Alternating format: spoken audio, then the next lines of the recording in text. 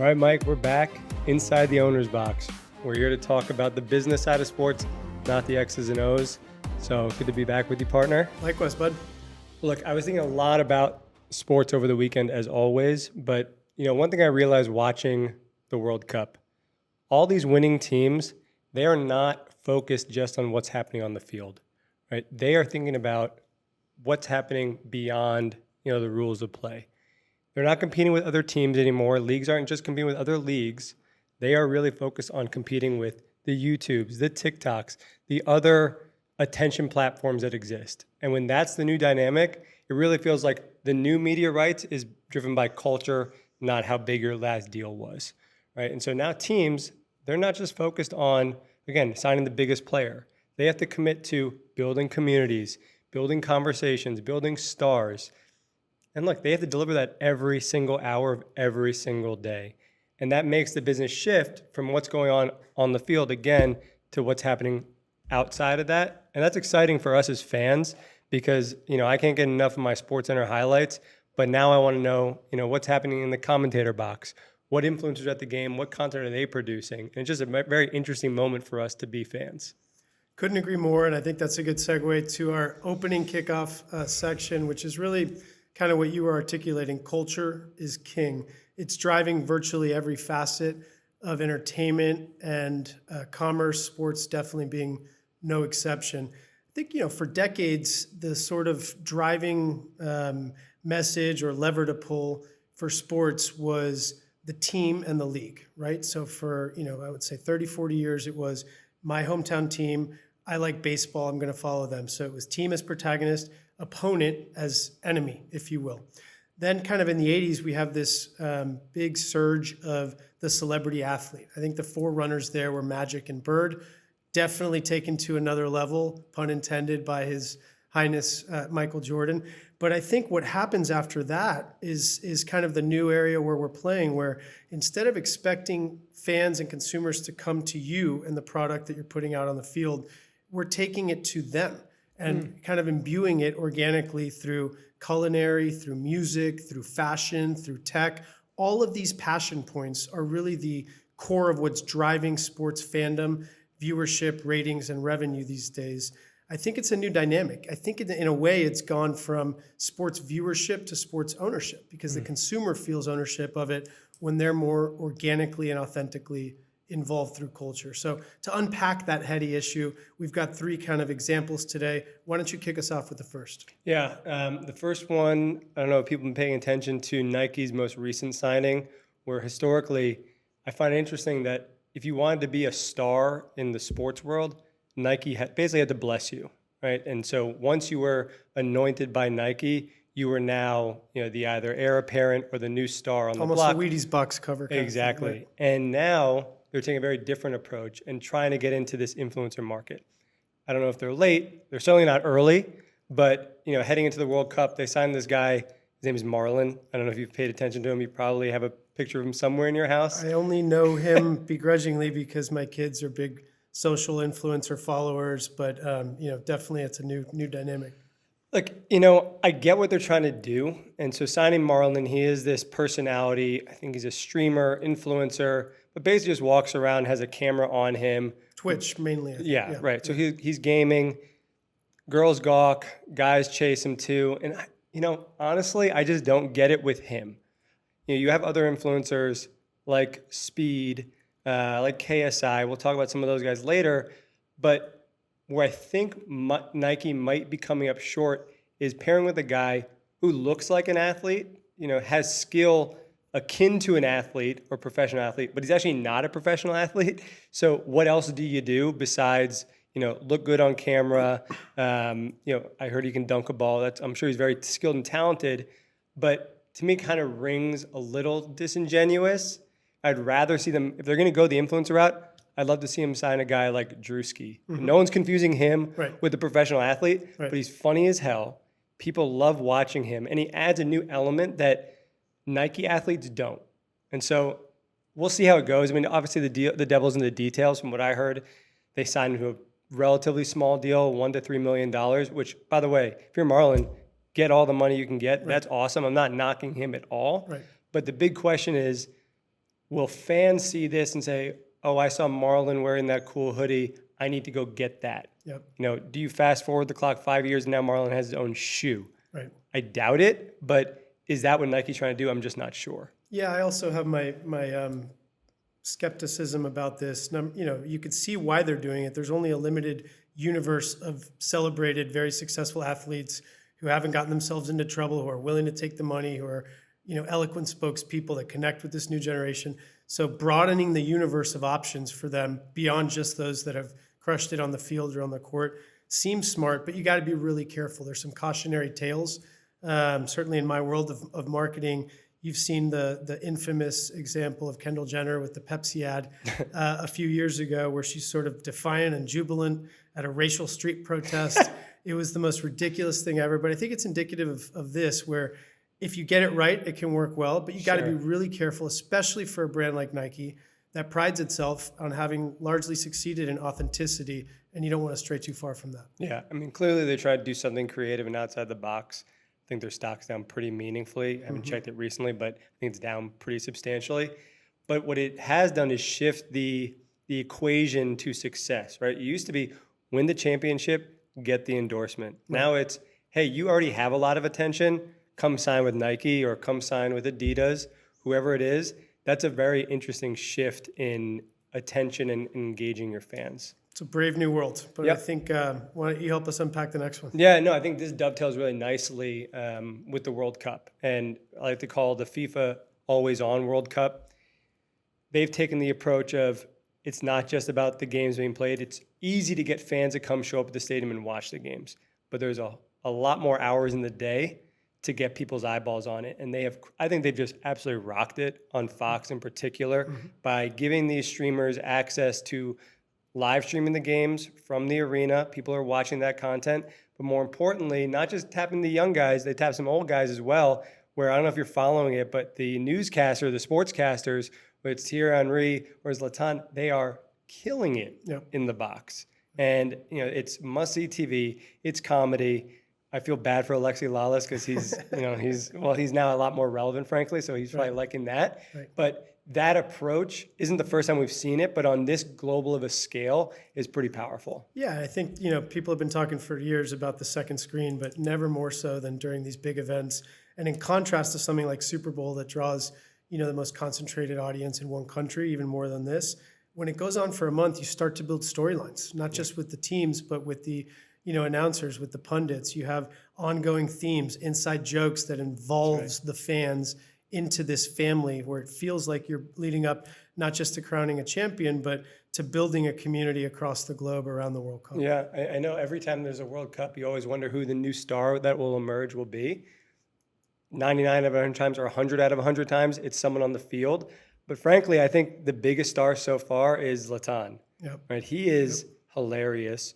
And I don't even think he means to be. He's just a really almost interesting guy. Yeah, totally. And so, you have this idea of where they're not marketing anymore. It's just about distribution. So to your point, on a month long of sports content, how are you connecting the dots between game to game? Mm-hmm. And they've nailed it from an eyeball perspective with having the interesting dialogues between Zlatan and Henry and Lalas. I think they've been really smart around the influencers they've brought in, not just, having Marlon there, but Speed is another guy who I'm fascinated with because he's super athletic, but he's kind of quirky. He's like this littleish guy who's super athletic, fast, can jump. He's always doing his backflips, and he's actually pretty funny. And so people see him as a big attraction to be around. He's got that unique energy.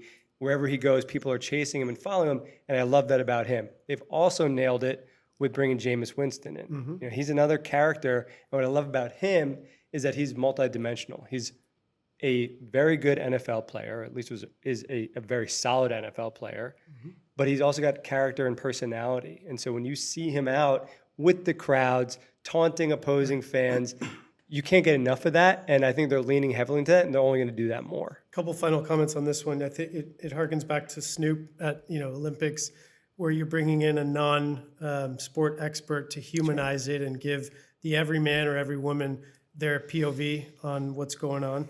And the second thing is just it's interesting to see the American footballization of soccer. Soccer purists would hate that I'm saying this, but Dick Ebersol at NBC was, very famous for kind of creating these raucous debate, Terry Bradshaw type things that eventually got to ABC, Fox, and everywhere else. But you're starting to see that formula work in virtually any sport, not just Sunday mornings. So for our next one, we're going to call this one the Stadium Experience Arms Race. And the credit or blame for this goes to old Jerry Jones and the home of the Dallas Cowboys, formerly called AT&T Stadium, but I think better known as Jerry World. This is just an unbelievable sprint to create a luxury experience beyond just a sports experience across a number of different fronts. You're seeing it with the immersive technology, with just massive 360-degree LED screens, AI-driven tech, sort of pointless entry for everything. Luxury seating, of course, where it used to be that 90% of the stadium was, a really small, tough to sit on, experience with a couple of luxury boxes. And now it's almost inverting, and they're racing to see who can top themselves with dozens and dozens of luxury options. You even have nightclubs. I mean, literally, not just a VIP lounge, but, we're in Miami, and, if you go to a Heat game or a Dolphins game, you could literally go to Live nightclub and party there, and that's a totally new experience.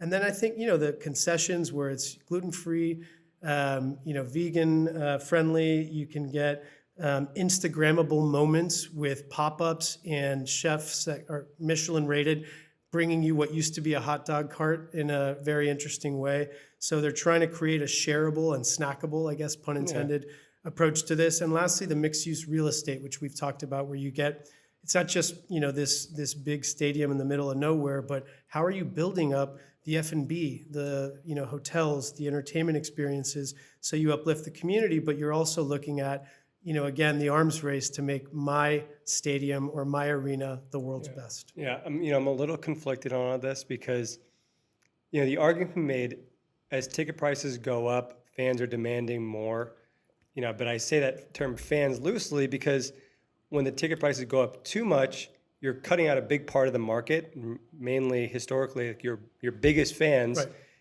can't afford those tickets. So are they going too far? I don't know. I mean, I grew up a diehard New York Jets fan, still am, sadly, but we'd go to our games and the food options were a hot dog, a pretzel, or a knish. Okay? I don't even know if you know what a knish is. Yes, I sadly do. Yeah. And you had to be happy with it. Like that was the thing. And so if they were trying that same nonsense today, you'd have far fewer Instagram pics of someone in their knish. And so they want this to be much more of a luxury experience. They want to draw fans to come earlier because now you have better food options, better drink options, better party options. And they want you to stay later because after the game, the party keeps rolling. And so all that is more dollars in the bank of these owners and teams. It's smart, but I guess there's a point where maybe there's pushback from fans. I don't know. But it will be fun to watch because, I love going to Heat games because it's part sports game, but part, party. And the people are dressed as such, the vibe fits it, and it's just a fun experience. So, if they can find that balance where they're not outpricing everybody, but still making it somewhat accessible and delivering that quality experience, that's like the perfect equilibrium for them. Yeah, and easier said than done. So I share your concern about it being too exclusive rather than inclusive. I'll just play devil's advocate. You could argue having a knish on a crappy seat at a Jets game is also exclusive to people that aren't diehard fans. So if you want to draw in the next gen in terms of the youth audience, or perhaps females where they weren't as big of a fan base, getting them in through different passion points, including better food, makes it inclusive in a way. And then our final kind of topic on this one is engaging diverse segments or diverse fan bases. And I have a lot to talk about on this one. Just, let's start with a level set. Right now, as we sit here, Justin, 19.7% of America, 65 million people are Hispanic. So other than Mexico, that would be the biggest Spanish-speaking population on earth. So U.S. Hispanic is bigger than all of Spain, all of Argentina, all of Portugal, or all of Colombia, et cetera. So how do you ignore that? And we actually commissioned a study with Nielsen last year called Game Changer, specifically on the intersection of Latinos in sports. And, there's some interesting data. I won't bore you too many, stats here, but in terms of the enthusiasm, you've got Latinos far over-indexing on virtually every sport. You would think soccer, but you'd be surprised to know 15% year-over-year growth in NFL fandom versus only 4% for the broader general market. Notably younger, which is obviously important because that's the future for all of the commerce and investment that will go into it. 72% of Latino fans are either Gen Z or millennial, which is only 50% for the broader general market. We're digital first, so disproportionately engaged on TikTok and different platforms like that.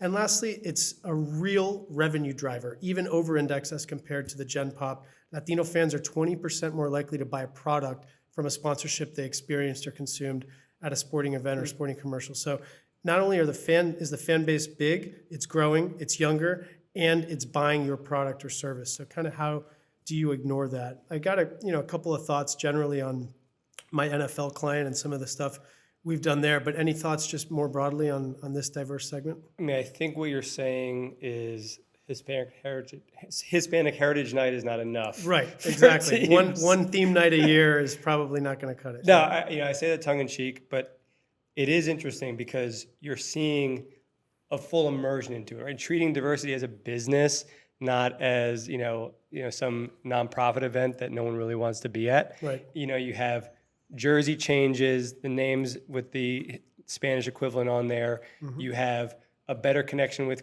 communities and bringing in local influencers that speak to those communities and just making it part of normal course. Mm-hmm. And when you make it feel more natural, no one feels it being forced on them. And that just comes out in the business. Couldn't agree with you more. And just a quick case study. I'm so proud of the work that we've been able to do with the NFL the last decade. And they've really gotten it right. I'm sure they would have without our help as well. But it's certainly not because of inherent advantages. There are roughly 1,700 active NFL players, of which 40 are Hispanic. So 0.02%. If you try to reach African American through basketball, you might have more luck. If you try to reach, Norway tennis players, you might have more luck. If you try to reach Hispanic soccer players, you might have more luck. But Latino NFL players are not really, a broad option for you. So they had to go through culture, which is really kind of wrapping up this section of culture being king, where they've identified Latino charities and organizations with which to partner. They have created Latino as a priority for everyone, not just for Hispanics. So it's not just a Hispanic Heritage Night. It's Bad Bunny in the driver's seat during the Super Bowl, and that wasn't the first time. You had Shakira and J.Lo a few years before that. We helped them create a show for Fox Deportes called NFLeros, which was an early precursor to all this influencer and creator stuff. So the proof is in the pudding. 70% of Latinos are now American football fans, and that encompassing 40 million makes American football the league with the biggest amount of Hispanic fans in this country, which is not something that was a foregone conclusion. Yeah. The one thing I'll add, I think we're going to see more and more of is more diversity in the ownership box. We're going to talk about it a little later, but a guy like Jose Feliciano doing huge things in sports, more guys like that coming into the picture. Your good friend, Javier Gutierrez, that's another guy who can trailblaze on that front and lead from the front. Right? So we'll talk more about that in a bit. Looking forward to it. Very excited to bring a special guest, a true icon, not only in Miami and the Latino community, but writ large across the globe. Emilio Estefan is a multi-platinum, Grammy-winning producer and artist who is not only big in the entertainment world, but also, unbeknownst to most, in the world of sports. He is currently a minority owner of the Miami Dolphins franchise, and he has written the global anthem for several amazing sports properties, including a past World Cup. Can't wait to sit down with Emilio at his amazing office. We are thrilled and honored to be here today with a man who truly needs no introduction, although I'll embarrass him a little bit anyway. Don Emilio Estefan has basically been an icon across so many different sectors, verticals, industries, and decades. Your career has really just been a remarkable one. Obviously in the music world, which is one of the things you're associated with, multiple platinum albums, 19 Grammy wins, countless nominations, responsible for some of the best work for artists like Shakira and J.Lo and Marc Anthony, and of course, certainly, last but not least, your lovely and remarkable wife, Gloria. But obviously at Inside the Owner's Box, we focus on the business of sport, and you are no one to be ashamed of in that industry as well. You have been intricately involved in many FIFA World Cups, including this very one, Super Bowl halftime performances, leagues, cups, anthems. What am I missing? Several Super Bowls. So, I think it's just interesting to get your take on a number of different perspectives. You also are a proud minority owner in the Miami Dolphins organization and come at this from some really interesting places. So again, honored to have you here today, Don Emilio. Thank you for joining us. No, thank you so much. I mean, it sounds great. What you say, it sounds like, I've been working a lot. You're getting tired even here. Tell you, for me and Gloria was so hard, especially for me as a producer, because I came with a new sound and everybody told me it will never happen, never happen. In the long run, my career was so intense because, nobody believed in the sound, the Miami sound. It was kids that we came from Cuba and we kept a sound because our grandfathers and my mother and father play all the Cuban music, but we grew up in Miami, listening to Motown, to disco, to the Beatles.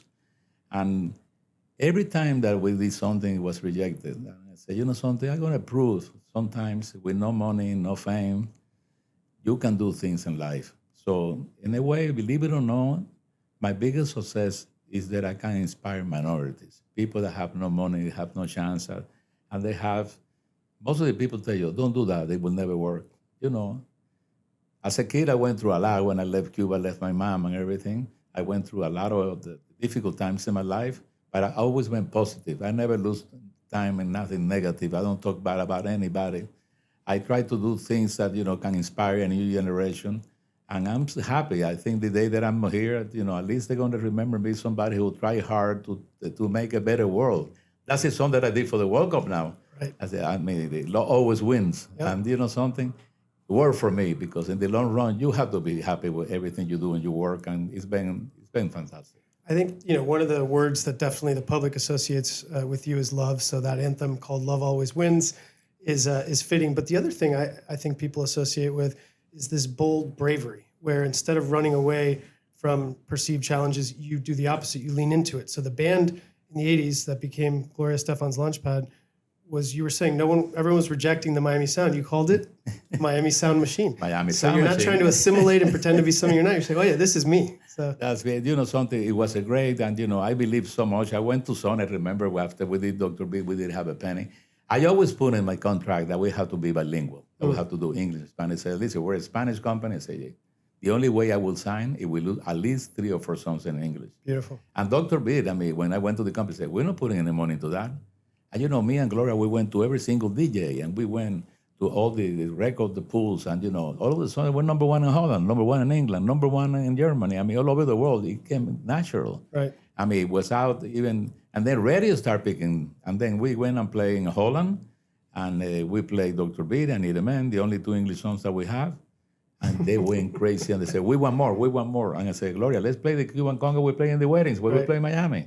And we play, tengo la culpita ni tampoco la... They said, well, something? In the long run, they don't speak English, they don't speak Spanish. And Gloria came out with the idea to create this song, a song about conga. Mm-hmm. Talk to the drummer they start writing it, all the southern, we produce conga. I went 7 times to Sony, and Sony said, we're busy, we cannot see you. The day, finally, after 7 times, they let me see it. They said, let's play here the new single.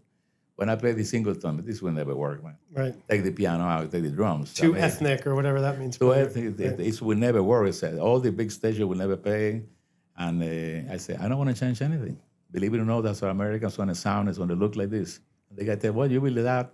I think you can go back to your country. I said, no, I know how to go back to my country. We live in the best country in the whole world because dreams come true in this incredible country we live. Wow. 7 years later, I was president of Sony.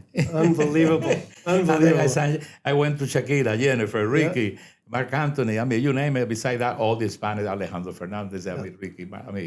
You name it. Carlos Vive. It looks like you sent him packing somewhere. So many people. And it was a great thing because, I'm not talking only Latinos. I'm talking African American. Right. People that have sometimes, they look us as a minorities. And I don't believe that. I think, something, when you have something that you believe, you have to go forward. You have to work, and you have to prove yourself. But as a legacy, to me, that's my best legacy. I couldn't agree more. As we're recording this, we're in the middle of World Cup fever. Tell us a little bit about your involvement, not only this year, but how that came to be and the revolutions throughout your career with La Copa Mundial. Something, it was funny because, I worked, like I told you, that 4 times, halftime Super Bowls. Mm-hmm. I worked in 3 Olympics. Work on the World Series. I was in so many times in so many places. As a producer, I done 40 events in the White House, 6 different presidents. Republicans, Democrats, because I'm not associated to any party. I'm independent. Yep. I don't believe in politics. I believe, anything you can talk to a president that can help, generate, excitement about the new people and the different people is fantastic. And when they called me for the Cubs, they was so happy, and I came on budget, I came on time. They was happy about the production, and then they call me back now to work on the World Cup now. Amazing. So and we got a great relation. They really do a great work. I mean, people don't realize the amount of work, and they don't know it's a foundation. In the long run, people say they make the money. I mean, they make probably good salaries, but all the money that is left, it goes to help kids and to do a lot of things all over the world. And I'm excited. Believe it or not, I didn't make no one penny. I did everything for free because I feel sometimes the more you give, the more you're going to get back. And I learned that from my dad because my dad won the lottery 27 times. You're kidding me. And he died with one pair of shoes and one pants. He gave all the money away to poor people. And he told me, I'm going to tell you, the only thing that I take, I'm going to die very happy. And he died so happy. And he was a blessed teacher, the real things about life. I can see why legacy is so important to you, not only past generations, but future. You mentioned the fact that you've been, I think, from Reagan to Obama, you'd been there and back. I think that says something not only about you, but let's pivot to the world of sports, which is one of the last bastions of things that bring distinct groups together in a common rallying cry, where just like music, it has a power to drop your anger and your argument for a little bit and let's cheer on together. And so, what are your thoughts on the power of sports in particular to kind of help fulfill that love dream that you have? Listen, you reach a definite demographic. And when you reach, when Gloria did the Olympic, reach, we went to places that we never saw that we listen to the song. The song became #1 almost all over the world. It happened to Shakira now. It happened to all the songs that we perform, and then the World Cup and things like that. You reach a lot of new people. And when they give you a chance, take it. The only thing, take pride in your work. I always take a lot of pride to be sure that, I come on budget. I do things, and I don't do it by myself. I have a great team of people been with me almost 35 years. They are pro. And it's blessed to have the same people, working for you for 35 years. In my house, some of the people have been with us 40 years. Wow. And that's a blessing to have people that, help you reach your dreams. Amazing. Tell us a little bit about the deal with the Dolphins. Just put us behind the scenes, if you may, for a second. Did Steve Ross call you? Did you call him? How did that originate? Because I know our audience in particular follows such things with great interest. Well, we're lucky to live in Miami, different demographic, multi-ethnic. And he called me one day, listen, to have a president with a different mentality, being in music, do you want to be a minority owner? And he said, it will be an honor. I spent many years to be the first Latino owner of NFL. Wow. And so it was so cool to be able to show people, diversity, music, how you bring music outside the stadium, how you bring people to entertain. And it was great. It was I think I spent like 8 years being part of the owner. And so that's, of all the other things on your bio, I didn't know that you were the first Latino owner in the NFL. It was the first Latino, and the way I say, every time they give me a window that my kids will feel proud and the community, people, like I said, minorities, it will be great to do that. And even you have to work hard to do that. But in the way, you settle as an example about that, we're all the same. Doesn't matter you come from different countries. Sometimes the good thing about being different, my dad is Lebanese. My mom from Spain. Born in Cuba, grew up in Miami. So that's my music. It's all a fusion of different sounds. I remember when I started working with Shakira, started doing Ojos Así with the Middle, she's Lebanese too, doing the Middle Eastern music, and said, do you think they're going to like that? And they went crazy, the crowd, the fans. And it's so nice to see her, being so successful. And we have such a great relationship. I'm so proud of her, Absolutely. like her. And of course, Ricky and Jennifer and Marc Anthony and so many other people I produced in my whole life. But it's been a blessing. That's another legacy, of course, right? Yeah. And I think one of our clients is the NFL, and obviously they've done a great job diversifying. Most recently with Bad Bunny, not too many years before that, 2 of your mentees performed at the halftime. What are your thoughts on seeing such an American tradition be diversified in a beautiful way? Well, listen, sometimes when you do that kind of thing, you bring a new thing. On TV, sometimes you cannot do the same thing. You have to come up with something else. as long as you do it with respect, I always tell them that, we're proud to be, Cuban American, because you never forget where you was born. But, at the same time, we live in the best country in the whole world. Every president has good things, bad things, but, still, United States, to me, represent freedom, represent dreams, represent so many beautiful things. I always tell my kids, you was born in the best country, and we have to always be thankful that we came to this incredible country. Speaking of which, you recently were involved in the 250th. Can you talk a little bit about some of the work that you did with that amazing celebration? Well, we're doing now, I was selected to do American 250. To do the soundtrack of all the American music.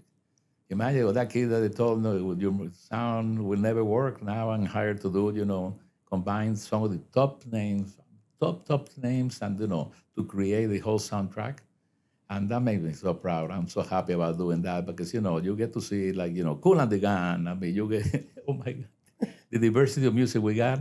Like when I call Cool, I said, Cool, I'm gonna call you first because I would, work with him. I say, let's start with Celebration, man. I said, yeah, I'm in. Sometimes that's all it And takes. they're so cool.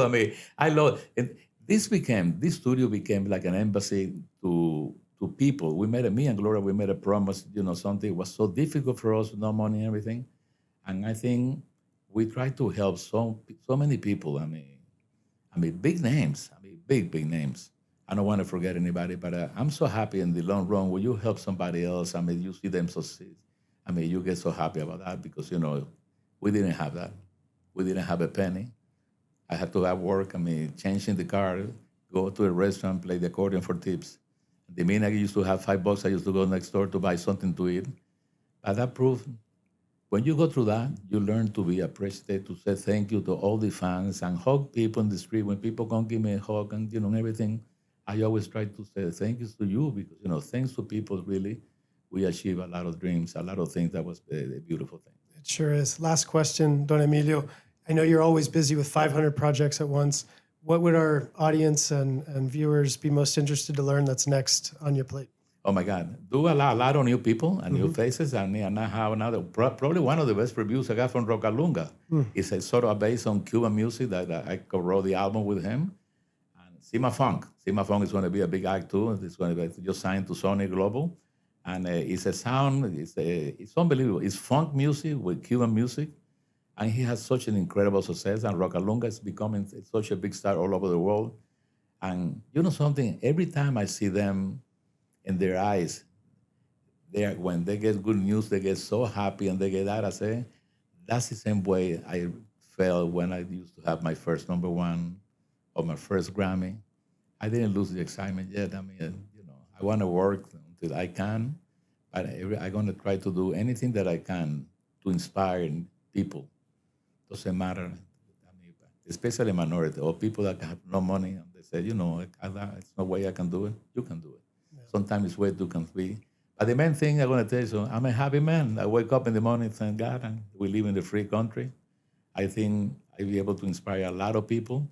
And Gloria, beautiful marriage, going to be almost married 50 years now. A beautiful kid, they're healthy. What else you can ask? Nothing. To say thank you so much, especially I know you so many years. Thank you, buddy. Se te quiere. We really appreciate you doing this. And in the middle of this hurricane that we're doing this now, we're doing the World Cup and American 250, but I always have time for you because we can't thank you enough for taking you help us all the way from the beginning. So thank you so much for coming. Thank you, sir. You don't sing, right? We'll have to prove that on a different Otherwise, podcast. I will make a record. All right, buddy. Thank you. Welcome to Crescent Moon. All right, thank you. So, next subject, deals to discuss. We touched on it last week. We talked about the return of UFC to the White House, which I think speaks to a much larger trend here, and that to me is the return of real competition. Right? Sports are getting tough again.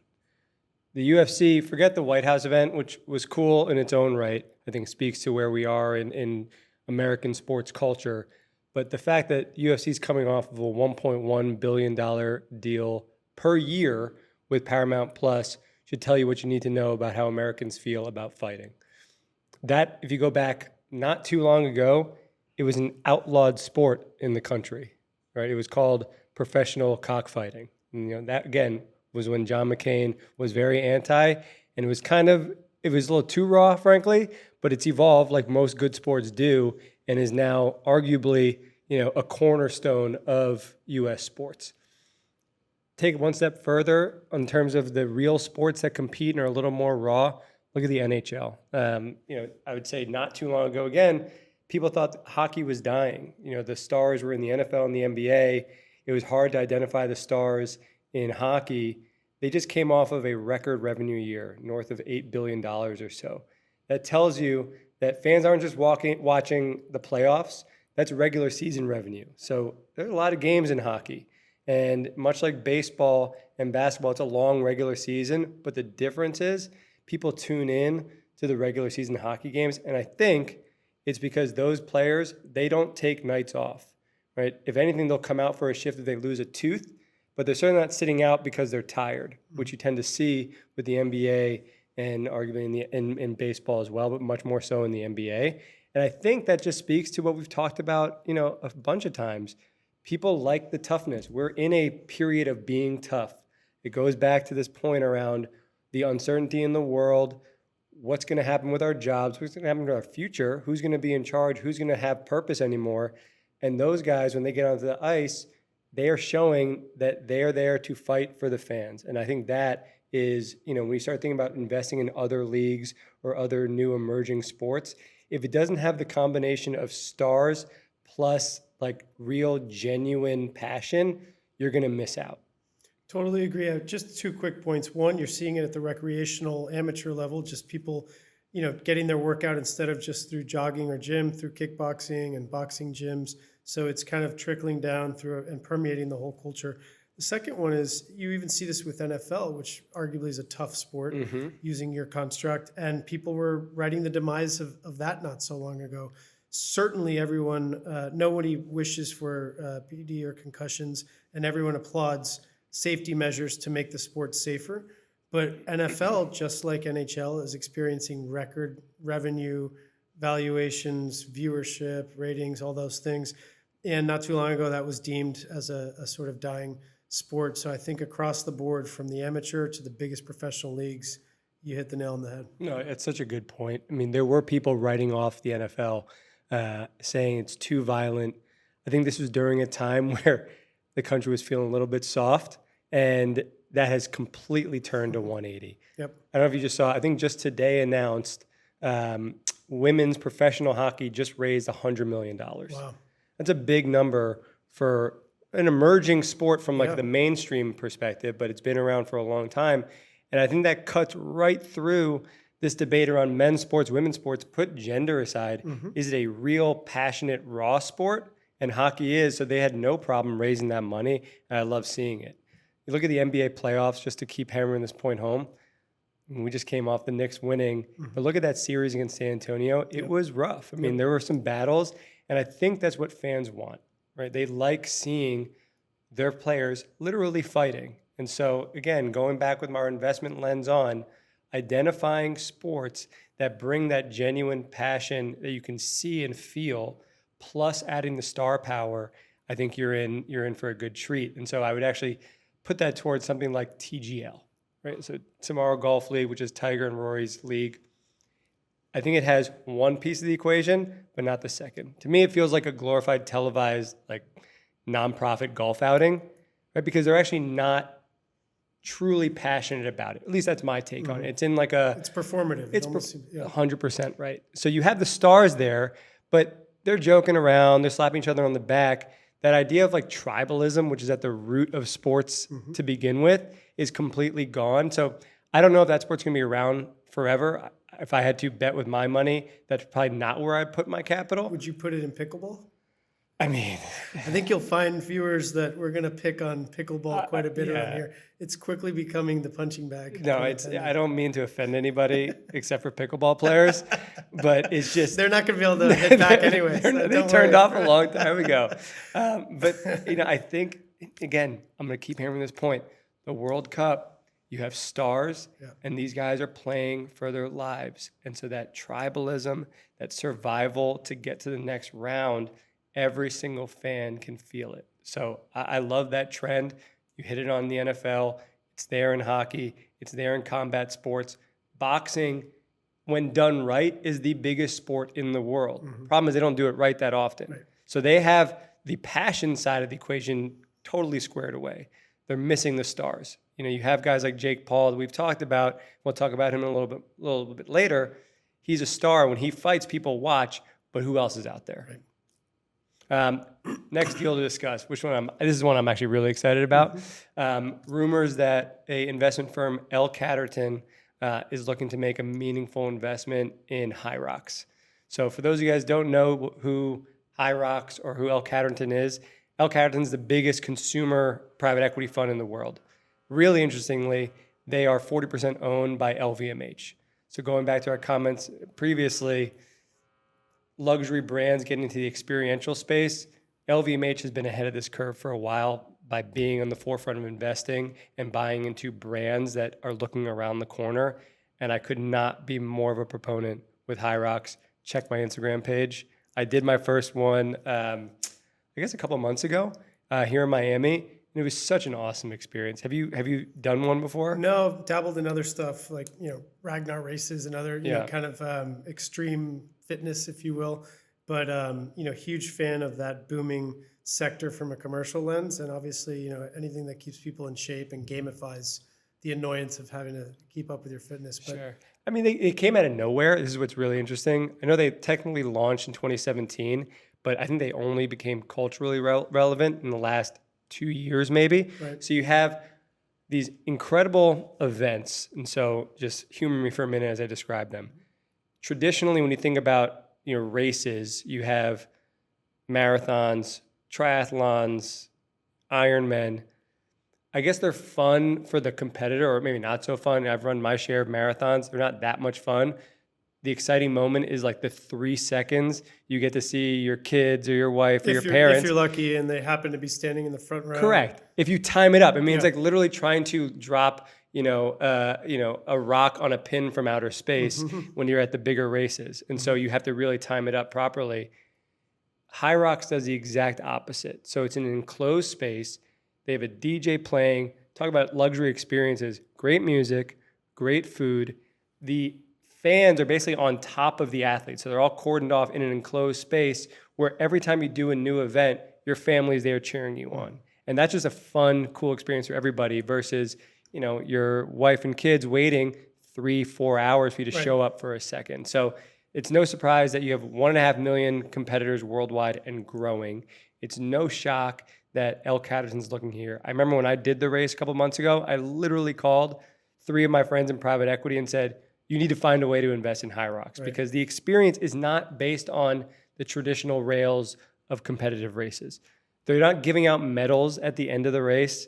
They're not taking your picture and moving on. It is built for the social media world where there are cameras everywhere. They are tagged to your little pin. So every time they take a picture of you, it gets uploaded to your profile. You get a little patch, and every single turn is an Instagrammable moment. Yep. And so for the young weekend warriors, even the older ones coming out, shout out to my dear friend, Dr. George. He did his third HYROX at 73, 74 years old. Oh. So you have people who are 15, 16, all the way up to their 70s in that same experience. And last thing I'll say is what I think speaks to just the ego of competitors.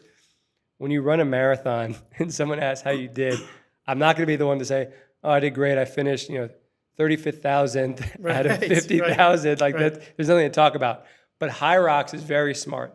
They bracket it and kind of put you in multiple, classes where it's by age, by gender, it's by heat. So I can now say, oh, I finished 18th out of my age group, and that's out of 200-300. Right. That feels better from an ego perspective than, again, saying I'm like the 40,000th person to cross the finish line. Yeah, and feels better from an ego perspective also means more amplification socially and virality, where everyone is now proudly promoting, and you're promoting the sport as well as yourself in that regard. I think, a few things here. These are not dumb people. LVMH, is an enormous global company.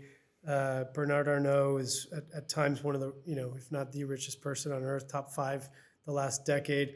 And even his competitors, Kering has invested in Barry's boot camp, not dissimilarly That's a great from point. this. And so I think it's important that you're starting to see a pattern, not just an anomaly. And so the question is why, and you touched on a lot of it, the social amplification. Another one, and you've heard me talk a lot about this, but the data play. So all of these people are voluntarily uploading, sharing, entering information. And I got to believe that a massive influx of capital is going to capture some of that data and use it for other things like selling luxury goods.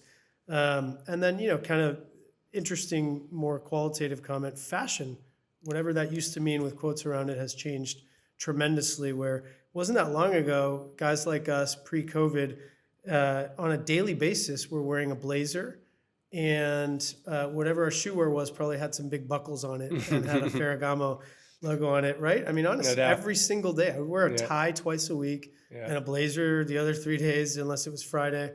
And at least, I don't think it's a world where we're sloppier or care less about how we look, but the entire concept of it has changed, where now it's a bit more casual. So it makes sense that you'd have a luxury company investing in something that feels a bit more on the front lines of fitness than formality. And with that in mind, you're also targeting not just these HYROX participants when they're competing, but these are affluent people who are image conscious and they're fit. So you have millions of ambassadors walking around wearing your goods even when they're not at the competition. So I think it makes a lot of sense. Yeah, and to that point, they have single-handedly saved Puma. So growing up, Puma was kind of hanging around, been pretty irrelevant, for most of our lives. That is like the official, I guess, brand of HYROX. And now you go to the gym, they have Puma sneakers made for HYROX. There's Puma attire, and all the athletes are buying it. And I haven't checked to see how well Puma has done just quantitatively, but I can assume they're doing a lot better than they were 10 years ago. Right. Well, interesting. So let's go to the next topic. And there's a major deal, I would say a massive deal to discuss, which is the recent sale of the San Diego Padres MLB franchise to Jose Y. Feliciano, not to be confused with the singer from a foregone era, and his lovely wife, Kwanzaa Jones. This was, recently, reported at a valuation of somewhere in the vicinity of $4 billion, $3.9 billion plus some of the debt that they're absorbing. And, it's interesting. We always talk about valuations here. It wasn't too long ago. In fact, Forbes estimating as late as 2025 that the Padres were worth about $2 billion. The record in the history of MLB was Steve Cohen buying the Mets for $2.4 billion in 2020. So the fact that this isn't the Yankees or the Dodgers or the Cubs or the Red Sox, and it's getting essentially double what they were valued at last year and what the record was 6 years ago is remarkable. But if you're listening closely for any naysayers that are saying this was overvalued, you're going to be waiting a long time and hearing some deafening silence, because nobody thought that. The sports world and the business of sports specifically is going in an upward trajectory, and buying the limited universe of Major League Baseball teams in a truly international, I would say binational market. San Diego is a sort of bridge between Mexico and the United States. It's quite fascinating. And so what a lot of people are asking now is, who is this guy? Who is Jose Feliciano? I'm blessed to have gotten to know him pretty well. He is a Princeton undergrad and Stanford Law School classmate, and in fact roommate of a dear friend of mine with whom I co-founded Latinos in Sports, Javier Gutierrez. You mentioned him a bit ago. Jose is a founder of Clear Lake Capital, an owner of Chelsea FC, and now really a bold bettor getting into this game. And actually, it's interesting. Just this week, they also announced Clear Lake raised $14.8 billion for a new fund. So This guy was already crushing life. And some of the moves that he's made in the last 6 months dwarf whatever he'd done before. So that's who he is and what the team is. But I think why this is really even more important to the business of sport is it's a bridge to these growth cohorts, to these fans in waiting. Not unlike Miami, San Diego really is a potential bet, not just on that team winning and becoming more valuable, but on reaching a Latino marketplace that historically hasn't necessarily been the primary growth driver, but I think it will be in the future. I got one more comment I want to make to Jose and Kwanzaa, but I want to kick it to you for your thoughts, Justin. I got not much to add. I think we need to talk about Jose a lot more.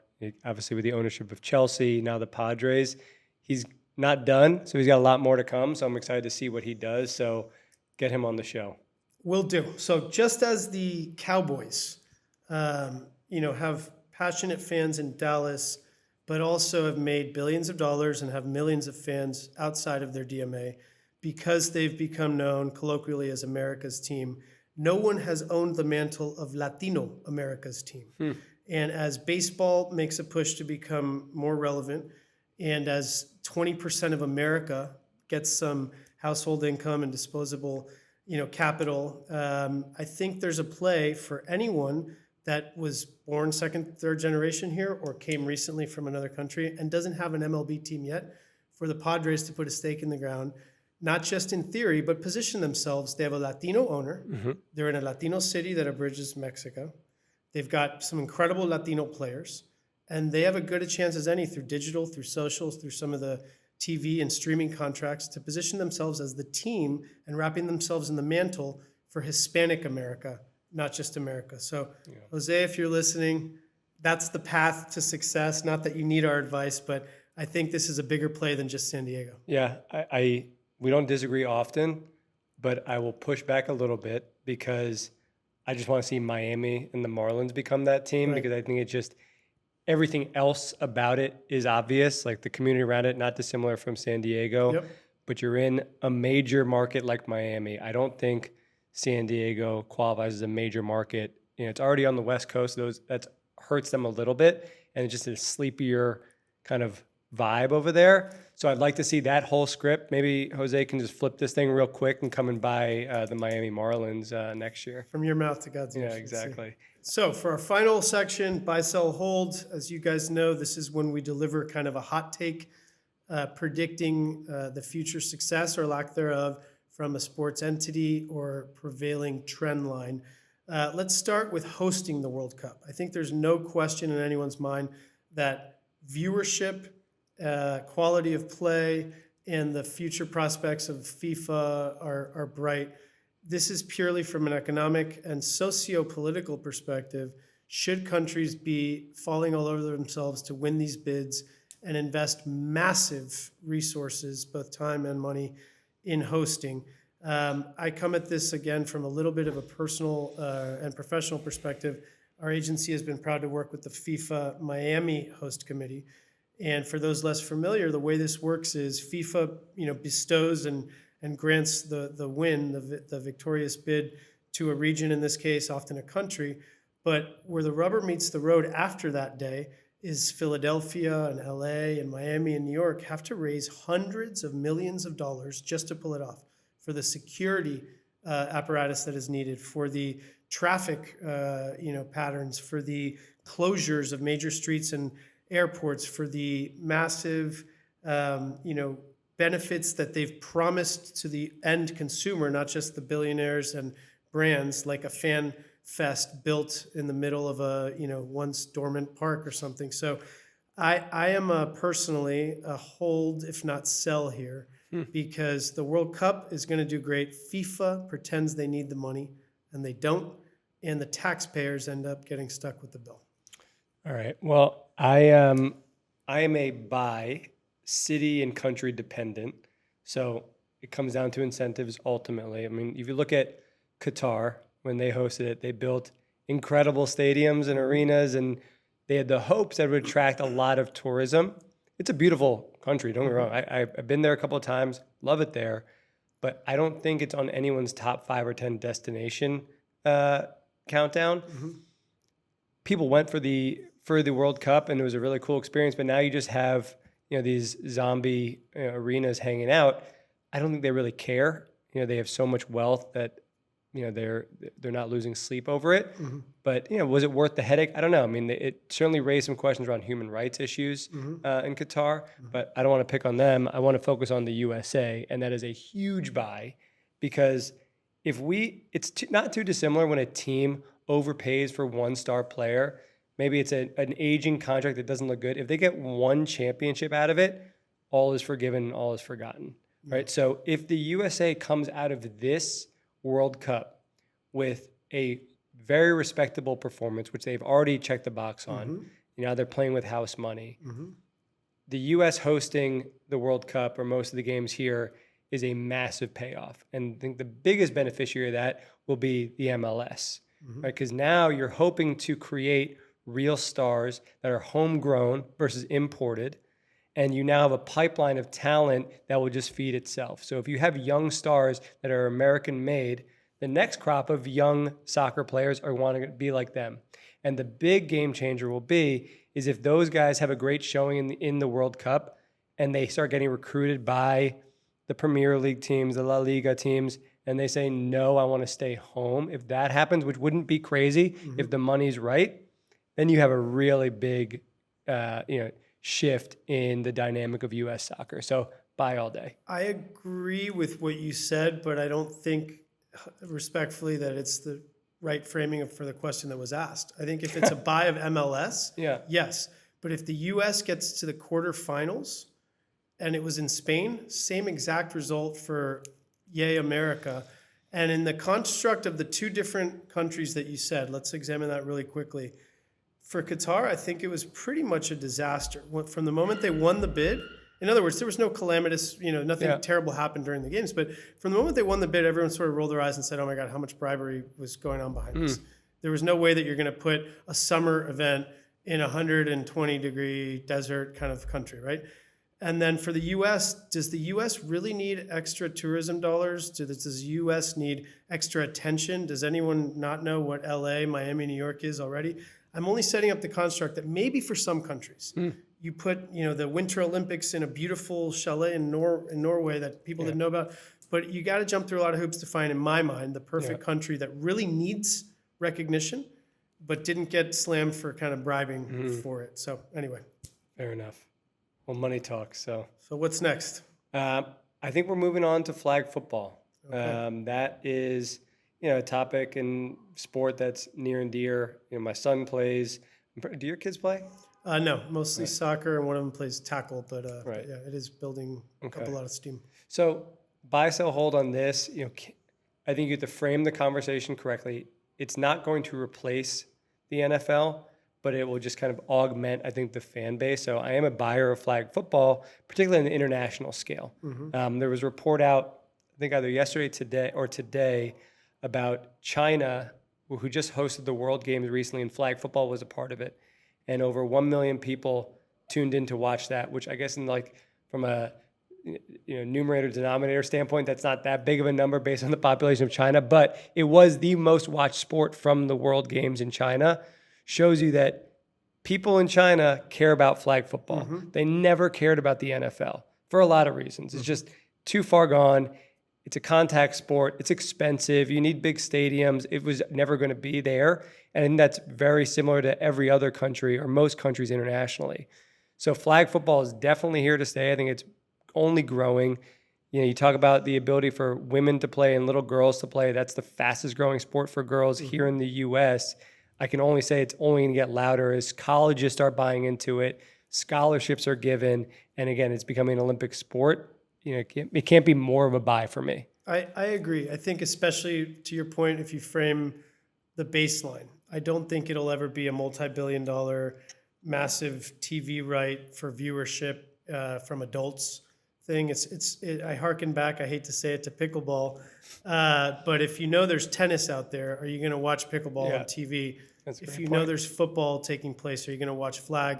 But all the markers are there for it to be a sort of complementary, great way for people to stay in shape, for kids to learn about competition, for females to play the sport that so many of us have grown to love.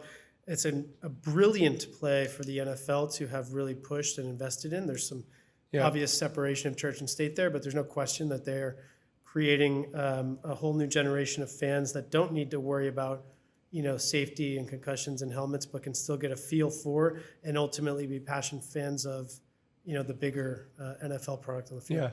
Yeah, that reminds me that I don't think you can compare them apples to apples, obviously. I don't see, maybe I'm wrong, I don't see you got pickleball on my mind. Flag football, signing like a major media rights deal with, a traditional broadcaster like CBS or Fox. Right. But where it is making a huge splash is on YouTube.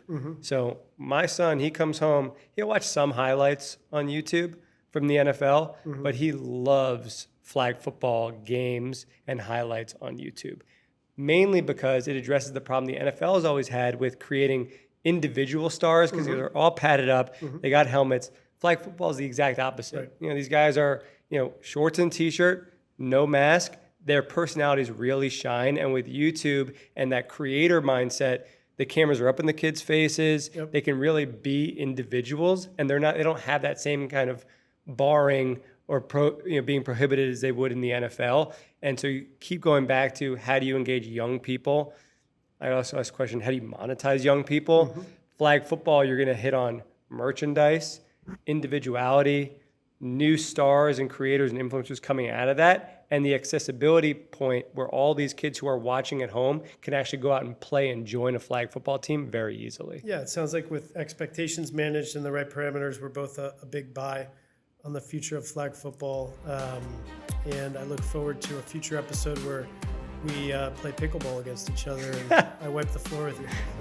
Happy to do it. Well, another great episode with you today, Mike. Excited for the next one. Let's keep it rolling. Sounds good.